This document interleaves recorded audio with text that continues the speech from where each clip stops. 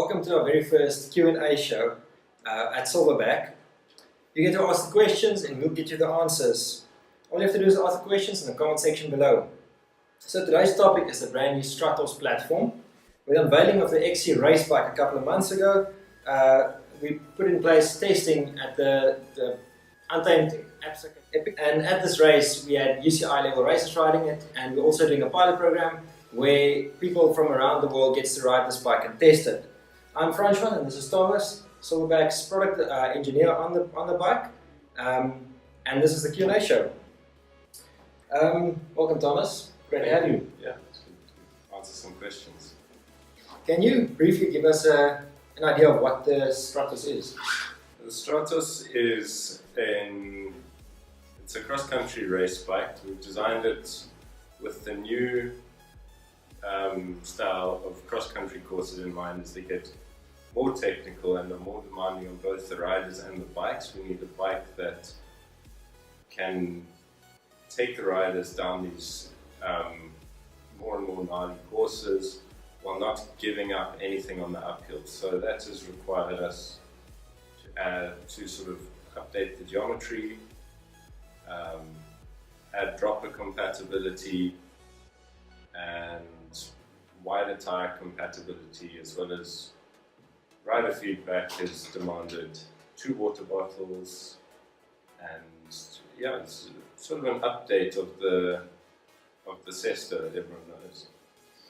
Saying that, what was your design goals behind the Stratos? Well, obviously 2 water bottle cages is a must these days. We wanted to bring the geometry up to date and have a bike that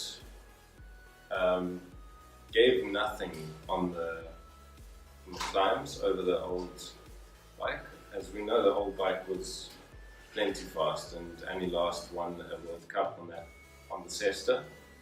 So we couldn't compromise the pedaling at all, but we wanted a bike that would not be quite as nervy on the downhill, as well as be lighter, and many of the sort of modern comforts that are being demanded were simply not supported by the Cesta. So wider tires, dropper compatibility.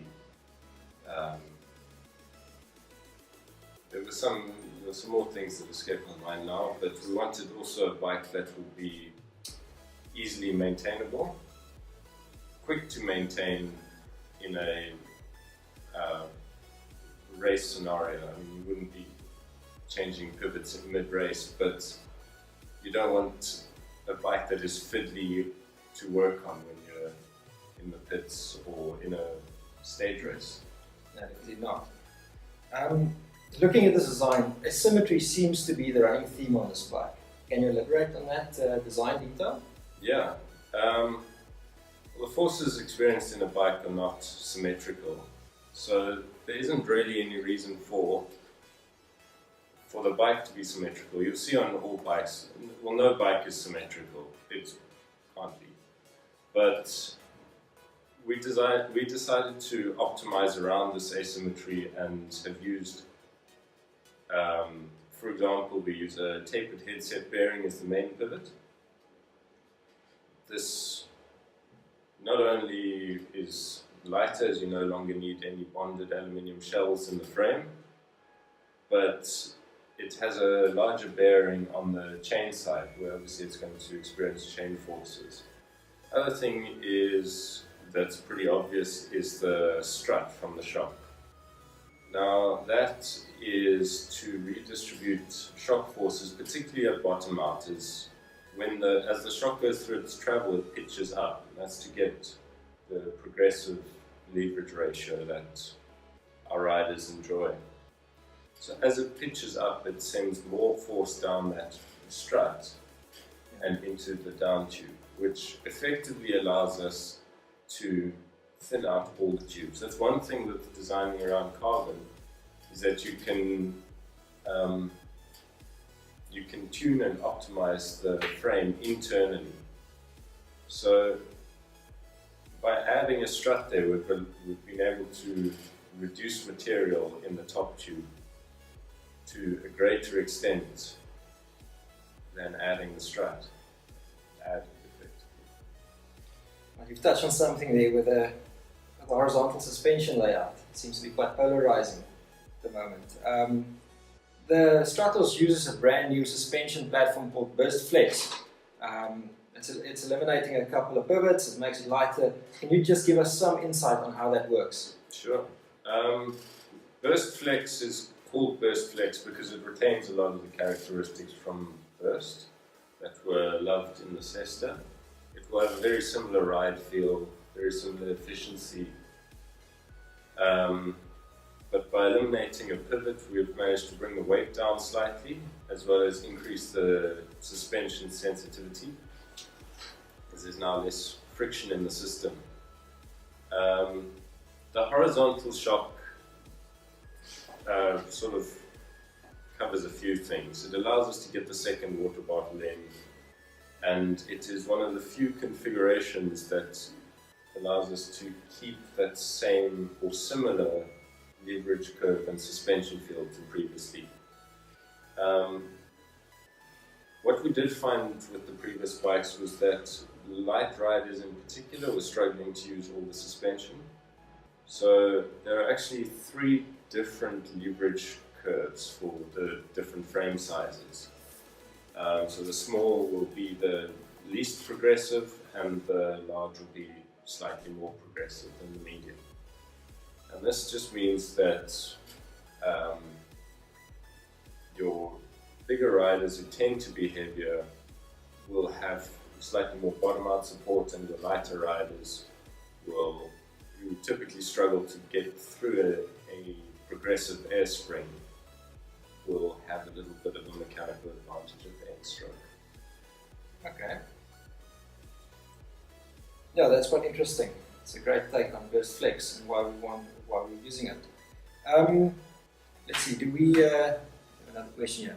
What is pop geometry? That is the new geometry that's being used on our bikes going forward.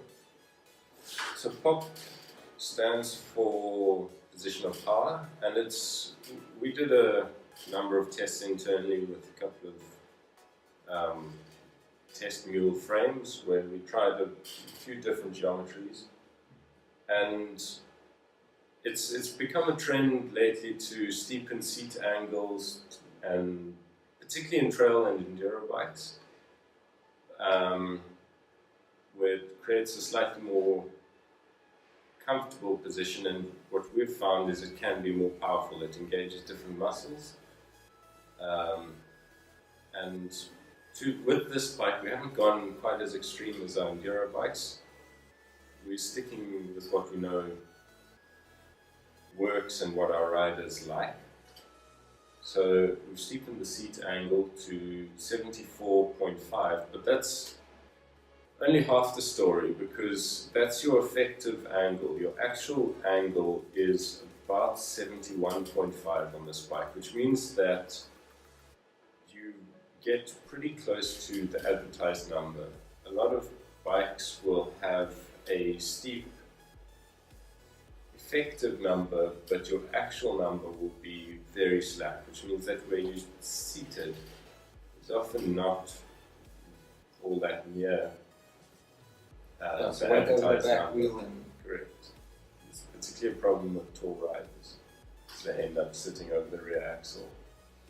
More than placing in a position of power, this also affects handling quite a bit, I understand, on both climbing and descending. Correct, which is why we've extended the reach a bit as well. So again, it's with the Stratos, we haven't gone extreme, but we've brought the numbers up to what we consider modern and at least somewhat future-proof.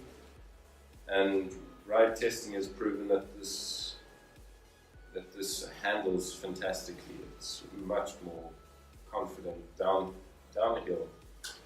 And with the 120mm fork, which the carbon frame supports, the alloy frame is a full 120 front and rear bike, but the carbon frame supports a 120mm fork. You get a slightly slacker head angle, sort of 68 degrees. And then it's a lightweight trail machine. Yeah, that with a dropper gives you a very versatile platform. Absolutely. And you've got tons of tire clearance on this bike, so it ends up with a very versatile bike. Excellent, thank you, Thomas.